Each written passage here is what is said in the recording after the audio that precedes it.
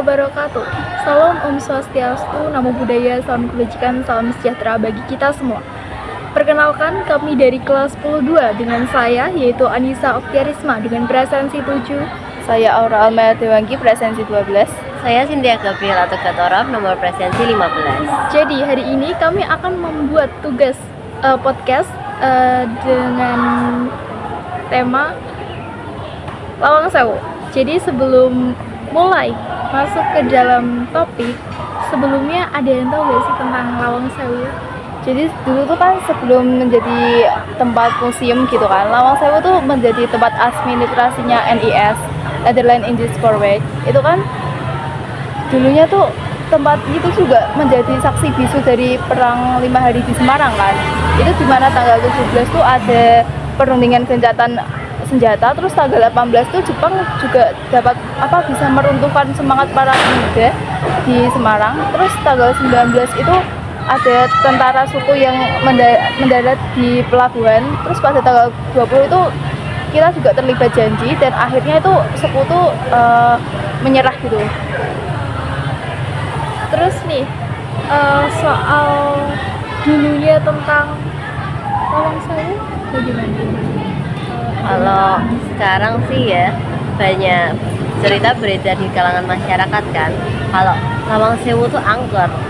Sebenarnya kalau kata orang-orang di sana, karena dulunya ruang bawah tanah Lawang Sewu yang dijadikan penjara bawah tanah itu tuh sering digunakan untuk menyiksa para tentara Belanda, tentara Indonesia juga. Dan di sana itu banyak korban yang sudah dimakan. Jadi kata orang-orang sekitar, banyak yang masih mendengar suara teriakan, tangisan dari sana. Lumayan serem ya. Iya.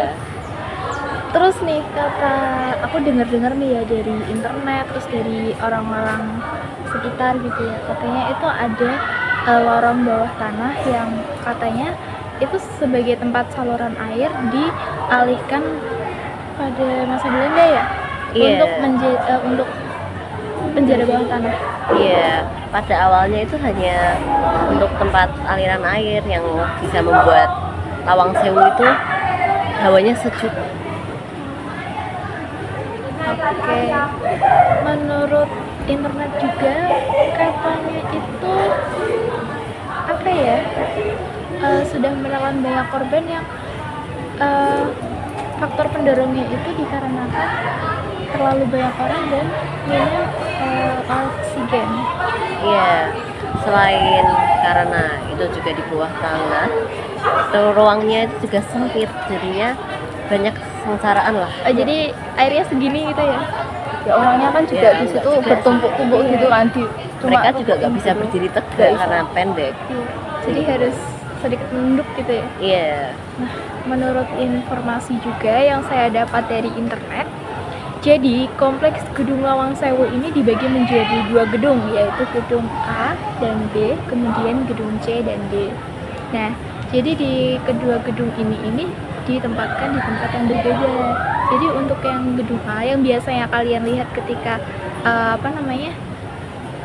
melewati Tugu Muda dan Lawang Sewu ini, itu gedung A yang ada di muka Lawang Sewunya. Nah, gedung A ini memiliki menara 2, yaitu awalnya itu berfungsi sebagai tempat penampungan air. Nah, masing-masing dari menaranya itu ada tempat penampungannya ini, masing-masingnya ini dapat menampung air sebanyak 7.000 liter atau setara, ya katanya sih setara 1.800 galon. Kemudian ya, dan kemudian untuk gedung B ini tempatnya di belakang atau di sebelahnya gedung A. Jadi tempatnya itu di belakangnya gedung A. Nah, gedung B ini awalnya itu dijadikan sebagai kantor perkantoran dari NIS itu. Nah, di gedung B juga terdapat 3 lantai. Nah, yang dioperasikan sebagai perkantoran itu biasanya di lantai 1 dan 2. Kemudian yang lantai 3 ini dijadikan sebagai loteng. Nah, di gedung A ini juga terdapat, kalian pasti udah pernah denger kan tentang apa itu kaca Petri. Ya, Nah, kata pasti. kaca Patri, patri. ya. Nah, kaca patri ini letaknya itu ada di gedung A, tepatnya yang mengarah langsung ke bundaran Tugu Muda, namun di dalamnya. Nah, di depan kaca patrinya ini atau di tengah gedung A itu terdapat tangga yang ukurannya sih sangat besar, dan itu bisa, ya kalau misal bisa main-main ke sana bisa menambah keestetikan untuk Iya, berfoto foto ya. ya. Nah, kemudian untuk hawa-hawa yang ada di gedung B, bukan hawanya ya seperti sama ya. Nah, itu di gedung B dan gedung A itu sama-sama memiliki lorong bawah tanah seperti yang diceritakan sama kamu tadi.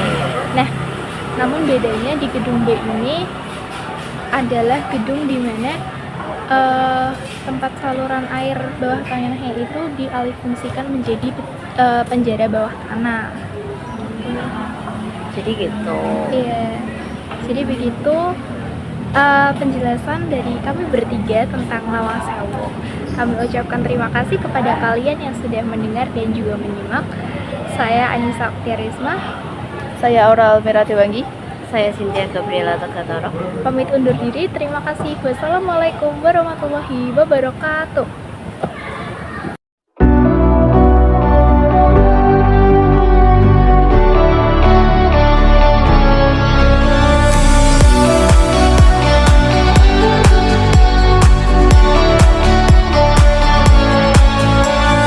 You said that we would always be. Without you, I feel lost at sea. Through the darkness, you'd hide with me. Like the wind, we'd be wild and free. You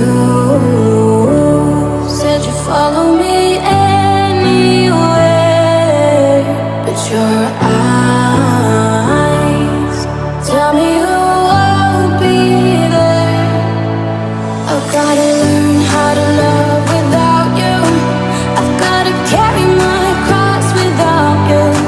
Stuck in the middle and I'm just about to figure it out without you. And I'm done sitting home without you.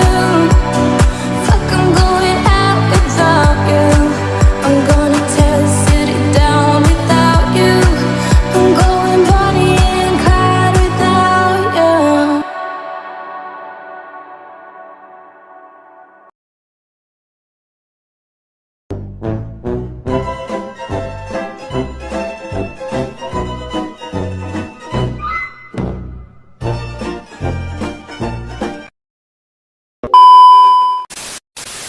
Selamat siang. Yuh, itu sih